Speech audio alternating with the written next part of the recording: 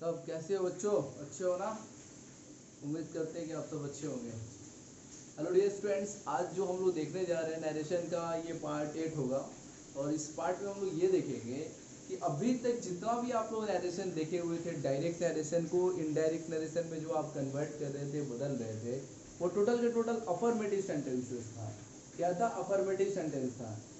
लेकिन आज जो हम लोग डायरेक्ट स्पीच को इनडायरेक्ट स्पीच में जो बदलने जा रहे हैं, वह जो है इंट्रोगेटिव सेंटेंस है। कौन सा सेंटेंस है? Interrogative sentences. आज जो हम लोग डायरेक्ट स्पीच को इनडायरेक्ट स्पीच में कन्वर्ट करेंगे, तो आज का जो मेन टॉपिक है वो अफर्मेटिव सेंटेंस नहीं होगा, इंट्रोगेटिव होगा। Dear student, for your kind information I would like to express like this that interrogative की जो स्ट्रक्चर होती है, डायरेक्ट स्पीच को जब इनडायरेक्ट में कन्वर्ट किया जाता है तो उसके स्ट्रक्चर स्टेप्स में काफ़ी बदलाव आती है, काफ़ी चेंजेज होती है। इस चेंजेस को समझना बहुत ज़्यादा ज़रूरी है। अगर आप अफर्मेटिव सेंटेंसेस के फॉर्मेट को अफर्मेटिव सेंटेंसेस के फॉर्मेट को अगर आप चाहोगे कि इंट्रोगेटिव स्ट्रक्चर इंट्रोगेटिव सेंटेंस के फॉर्मेट में प्ले करने का, उसको यूज करने का, तो गलत हो जाएगा। इसलिए हम लोग जो है अभी एक एक करके कुछ स्टेप्स है उसको समझेंगे। इंट्रोगेटिव सेंटेंसेस को डायरेक्ट स्पीच में इनडायरेक्ट स्पीच में कैसे कन्वर्ट करते हैं, डायरेक्ट स्पीच को इनडायरेक्ट में कैसे कन्वर्ट करते हैं। थोड़ा सा आपको ये लगता होगा काफ़ी पहले काफ़ी डिफिकल्ट लगता होगा, लेकिन आज जो बताएंगे तो इतना इजी ज़बरदस्त ट्रिक से आपको हम बताएंगे कि लाइफ टाइम के लिए आपको याद आ जाएगा, याद हो जाएगा। दोबारा आपको इसको रखने पढ़ने की भी कोई ज़रूरत नहीं पड़ेगी। ध्यान से देखेंगे कुछ स्टेप्स है इसके मैंने ऑलरेडी क्या किया है कि 5 स्टेप बनाया है। 1 2 3 4 5 6 स्टेप्स है। इस 6 स्टेप को एक एक करके आपको देखना है। फिर क्वेश्चन में 2 क्वेश्चन ऑलरेडी तैयार है, दोनों क्वेश्चन को मैं बना के आप लोग को दिखाऊंगा। फिर आप प्रैक्टिस करोगे, फिर आगे की बात होगी। तो स्टेप फर्स्ट में कहता है कि रिपोर्टिंग वर्ब को आस्क में बदल देना है। क्या करना है? रिपोर्टिंग वर्ब को आस्क में बदलना था। ध्यान रहे, मैं रिपोर्टिंग वर्ब को आस्क में बोल रहा हूँ। तो अगर रिपोर्टिंग वर्ब अगर आपका पास्ट टेंस में आता है, जैसे कि सैड आता है, तो आप आस्क के जगह पे आस्क्ड लिखोगे, क्योंकि सैड क्या है? से का पास्ट फॉर्म है, तो आस्क का पास्ट फॉर्म आस्क्ड होता है। ये चीज़ तो आप खुद से कॉमन सेंस से अप्लाई कर सकते हैं, इसको बताने की ज़रूरत नहीं है। तो रिपोर्टिंग वर्ब को किस में बदलेंगे? आप आस्क में बदलेंगे। ध्यान दें, रिपोर्टिंग वर्ब को आप आस्क में बदलेंगे। स्टेप 1 था। स्टेप 2 कहता है कि रिपोर्टिंग वर्ब के बाद यदि टू हो, रिपोर्टिंग वर्ब के बाद यदि टू हो, तो टू को क्या करेंगे? आप उड़ा देंगे। मतलब रिमूव का मतलब क्या हुआ यहाँ पे? आम भाषा में आपको याद दिलाने दे, हम उड़ा दें। क्या करें?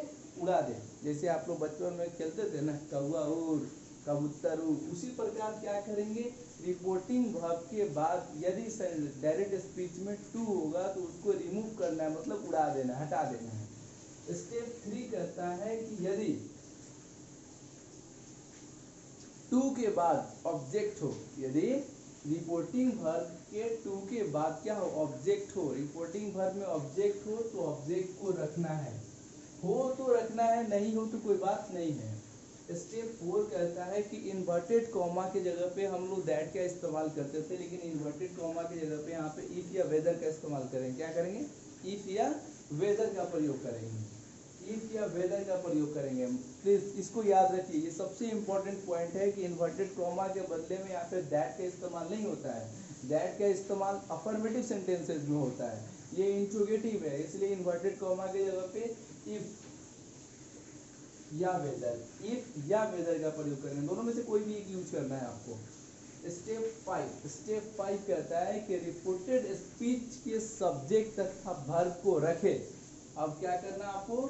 इन्वर्टेड कॉमा के बाद रिपोर्टेड स्पीच मतलब समझ रहे ना, इन्वर्टेड कॉमा के अंदर जैसे ये है ना, ये Ram said is Shyam going to temple, तो is Shyam going to temple, ये क्या हो गया? आपका रिपोर्टेड स्पीच हो गया।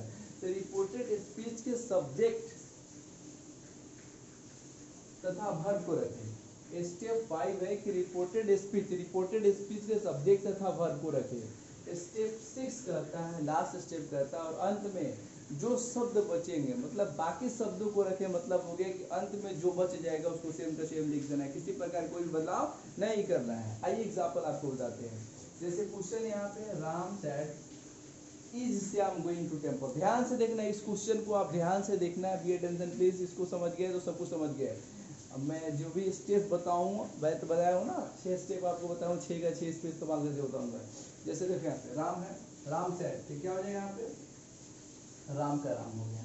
अब बताओ आप सैड को क्या करो, कहा है कि रिपोर्टिंग भर को आस्क में बदले, तो यहाँ पे सैड है तो सैड को क्या करेंगे हम, सैड को क्या करेंगे, सैड को हम लोग आस्क्ड में बदलेंगे। क्या करेंगे आस्क में, तो क्या हो जाएगा यहाँ पे ASKED आस्क। राम आस्क्ड हो गया यहाँ पे। अब स्टेप 1 रिपोर्टिंग वर्ब को आस्क में बदले, हम लोगों ने कर लिया। स्टेप 1 को टच कर दिया हम लोगों ने, स्टेप 1 टच हो गया। अब स्टेप 2 को देखेंगे।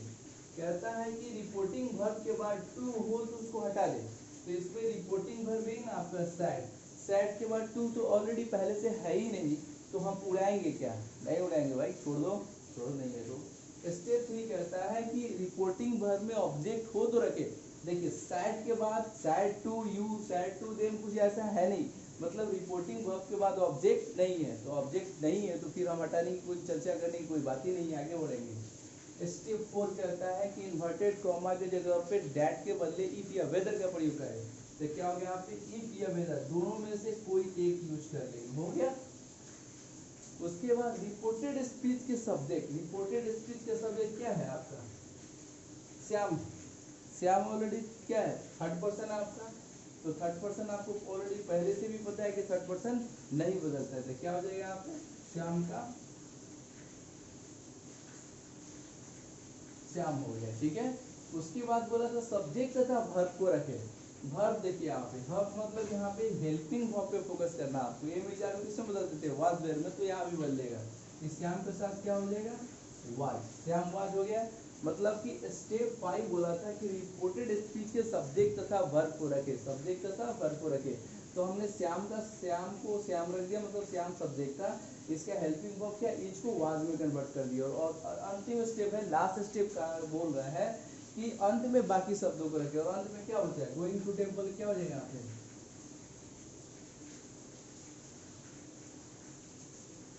गोइंग टू टेम्पल, हो गया ना। Ram asked if Shyam was going to temple.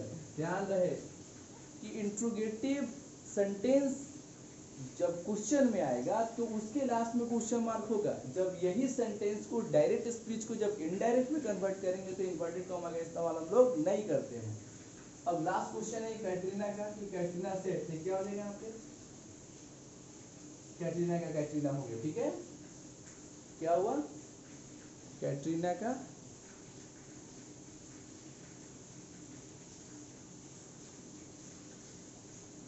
अब ये कैटरीना का कैटरीना हो गई।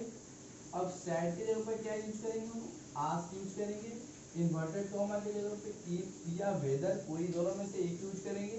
लो जी हम यहाँ पे दोनों यूज करके बता दिए, इफ या वेदर हो गया। उसके बाद क्या है सब्जेक्ट को इस्तेमाल करेंगे, सब्जेक्ट ऑलरेडी थर्ड पर्सन है तो क्या हो जाएगा यहाँ पे काजल का काजल, एमिजान किसमें बदलेगा वाज या वेयर में, और प्लेइंग पे क्या हो जाएगा यहाँ पे